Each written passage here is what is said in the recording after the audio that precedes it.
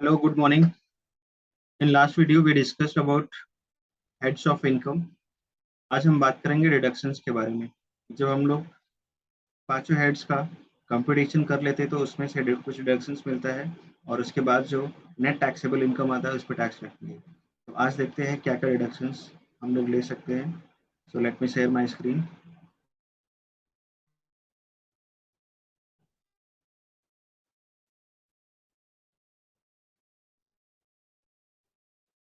Okay, pay attention.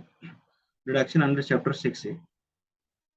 सबसे पहले आता है सेक्शन 80C, जिसमें कई सारे इन्वेस्टमेंट्स जो आपने किया है वो एलिजिबल होता है डिडक्शन लेने के लिए। सो 80C की सेक्शन 80C की मैक्सिमम लिमिट है 1,50,000। दैट मीन्स आप इससे ज़्यादा इन्वेस्टमेंट करना चाहे तो कर सकते हैं, बट आपको डिडक्शंस मैक्सिमम 1,50,000 मिलेगा। बट आपका एक्चुअल इन्वेस्टमेंट 150 से कम है तो कम मिलेगा। फॉर एग्जाम्पल आपका एक्चुअल इन्वेस्टमेंट सिर्फ 50,000 है तो 50,000 डिडक्शन मिलेगा। 1,20,000 तो 120 आएगा। बट सपोज आपका एक्चुअल इन्वेस्टमेंट 1,70,000 है तो आपको रिडक्शन सिर्फ 150 का मिलेगा, 170 का है। बट कौन कौन सी स्कीम एलिजिबल है जिसका रिडक्शन 80C में मिल सकता है, तो यहाँ पे पूरी लिस्ट है। Let's see one by one. Life insurance premium आपने पे किया है तो उसका अमाउंट आप कंसिडर कर सकते हैं। डिफर्ड एन्युटी प्लान में आप इन्वेस्ट कर रहे हैं या डिफर्ड एन्युटी प्लान गवर्नमेंट का कोई है, या फिर आपने कुछ अमाउंट कंट्रीब्यूट किए हैं पीपीएफ में या एसपीएफ आरपीएफ या सुपर एनुएशन फंड में कंट्रीब्यूट कर रहे हैं तो उसका भी रिडक्शन मिल जाएगा। Post office cumulative time deposit किया है पोस्ट ऑफिस अकाउंट में, अगर आपने कुछ टाइम डिपॉजिट किया है क्यूमुलेटिव टाइम डिपॉजिट, वो भी इन्वेस्टमेंट यहाँ पे एलिजिबल है। एनएसएस नेशनल सेविंग स्कीम में इन्वेस्टमेंट कर रखा है या एनएससी में नेशनल सेविंग सर्टिफिकेट में इन्वेस्टमेंट कर रखा है, वो भी एलिजिबल है। यूनिट लिंक्ड इंश्योरेंस प्लान, ये इन्वेस्टमेंट भी एलिजिबल है। Equity linked saving scheme eligible है। एलआईसी की धन रक्षा प्लान में इन्वेस्टमेंट कर रखा है, वो भी एलिजिबल है। जीवन धारा जीवन अक्षय प्लान, ये भी एलिजिबल इन्वेस्टमेंट है। Pension fund of mutual fund और यूटीआई, वो भी एलिजिबल है। Home loan account of national housing bank, इसमें डिपॉजिट कर रखा है, ये भी एलिजिबल है। हाउसिंग फाइनेंस डिपॉजिट किया है, वो भी एलिजिबल है। Repayment of principal amount of housing loan, किसी और बैंक से हाउसिंग लोन लिया है और उसका प्रिंसिपल रिपेमेंट कर रहे हैं तो उसका रिडक्शन मिल जाएगा इधर 80C में। हाउसिंग लोन पे जो इंटरेस्ट पे करते हैं उसका reduction income from house property में आता है अंडर सेक्शन 24 में इंटरेस्ट का, बट प्रिंसिपल अमाउंट का डिडक्शन इधर 80C में ले सकते हैं। ट्यूशन फीस, ये ट्यूशन फीस प्राइवेट ट्यूशन नहीं, स्कूल कॉलेज की जो फीस होती है बच्चों की, उसका आप यहाँ पर डिडक्शंस ले सकते हैं। इंफ्रास्ट्रक्चर डिवेंचर्स शेयर्स यूनिट्स में, इंफ्रास्ट्रक्चर बॉन्ड शेयर डिवेंचर्स में यूनिट्स में आपने इन्वेस्टमेंट कर रखा है तो इसका भी डिडक्शंस मिल जाएगा। बैंक में एफडी किया है फॉर 5 years तो उसका भी यहाँ पे डिडक्शंस मिल जाएगा। नाबार्ड में नाबार्ड के बॉन्ड खरीदे national bank for urban and rural development, agriculture and rural development. Senior citizen saving scheme में आपने डिपॉजिट कर रखा है, वो इन्वेस्टमेंट भी एलिजिबल है। पोस्ट ऑफिस में 5 साल के लिए टाइम डिपॉजिट किया, वो भी एलिजिबल है। ये सारे इन्वेस्टमेंट्स एलिजिबल है। इनका आप जो भी एक्चुअल इन्वेस्टमेंट है टोटल करो, अगर वो 150 से कम आता है तो वही अमाउंट एक्चुअल इन्वेस्टमेंट आप 80C में क्लेम कर सकते हैं। अगर 150 से ज़्यादा है तो आपको रिडक्शन मिलेगा ओनली अप टू 1,50,000। एक सेक्शन है 80CCC, ये भी इन्वेस्टमेंट के बारे में, बट इसकी इन्वेस्टमेंट स्कीम अलग है। इसमें आपने premium for pension plan of LIC, इसमें आपने कंट्रीब्यूट किया, इसकी प्रीमियम पे किया है एलआईसी की पेंशन प्लान में, तो इसका भी लिमिट 1,50,000 है। इससे कम पे किया है तो कम डिडक्शन मिलेगा, but maximum limit is 1,50,000। 80C और 80CCC दोनों की लिमिट 1,50,000 है, बट एक सेक्शन और है 80CCD जो दोनों लिमिट दोनों सेक्शंस की लिमिट को रेस्ट्रिक्ट करता है। दैट मीन्स अगर कोई पर्सन ये सारी स्कीम्स में इन्वेस्ट करता है 1,50,000 यहाँ पे डिडक्शन, और 80CCC premium of pension plan of LIC यहाँ पे भी इन्वेस्टमेंट कर रखा है, इधर भी 1,50,000, तो उसको 3 लाख का रिडक्शन नहीं मिलेगा। ये दोनों सेक्शंस 80C और 80CCC का मिला के 1,50,000 लिमिट है। दोनों की इंडिविजुअल लिमिट भी 1,50,000 है, बट दोनों की कंबाइंड लिमिट भी 1,50,000। इन शॉर्ट 150 से ज्यादा डिडक्शन नहीं मिलेगा 80C में, चाहे आपने इन्वेस्टमेंट किया हो, चाहे 80CCC में, या दोनों को मिला के। अब बात करते हैं सेक्शन 80D के बारे में। ये मेडिक्लेम मेडिकल इंश्योरेंस प्रीमियम का है।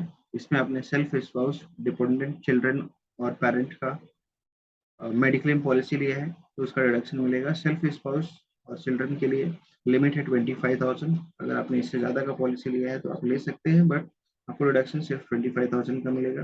पेरेंट्स के लिए अलग से लिमिट है, पेरेंट्स के लिए 25,000, ज़्यादा लेना है तो ले लो, डिडक्शन 25 का मिलेगा। इनमें से कोई सीनियर सिटीजन है, आप खुद या स्पाउस या पेरेंट्स कोई भी सीनियर सिटीजन है तो सीनियर सिटीजन के लिए एडिशनल 25,000 का डिडक्शन मिलेगा। ये एटीडी मेडिक्लेम पॉलिसी के बारे में था। 80DD है मेंटेनेंस ऑफ हैंडीकैप्ड, कोई हैंडीकैप पर्सन है जिसका मेडिकल ट्रीटमेंट पे आपका खर्चा होता है, उसका डिडक्शन मैक्सिमम 75,000 अगर वो नॉर्मल डिसेबिलिटी है, अगर सीवियर डिसेबिलिटी है तो 1,25,000 का डिडक्शन मिल जाएगा। 80E में interest on higher education loan, आपने हायर एजुकेशन लोन लिया है उसके ऊपर जो इंटरेस्ट आएगा उसका 80E में डिडक्शन मिल जाएगा। कितना डिडक्शन मिलेगा? जो भी इंटरेस्ट का अमाउंट आएगा, लोन जो भी सैंक्शन करवाया है बैंक से उस पर जितना अमाउंट इंटरेस्ट पे कर रहे हैं उसका डिडक्शन मिलेगा इंटरेस्ट अमाउंट का।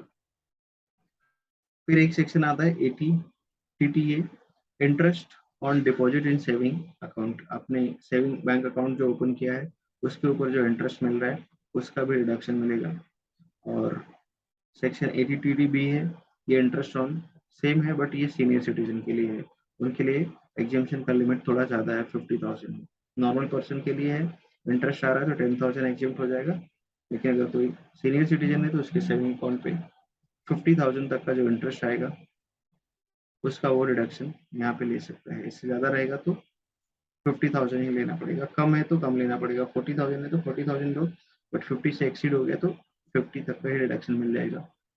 80U है ब्लाइंड हैंडीकैप्ड या मेंटली रिटार्डेड पर्सन है, उसके लिए रिडक्शन मिलता है फ्लैट 75,000 और 1,25,000। 75,000 नॉर्मल सीवियरिटी के लिए, नॉर्मल डिसेबिलिटी के लिए, एंड सीवियर डिसेबिलिटी है तो फिर 1,25,000 की रिडक्शन मिलेगा। इसके अलावा कुछ और सेक्शंस है जिसमें रिडक्शन मिलता है बट आपके सिलेबस में इतना ही है, तो that's it for the deductions.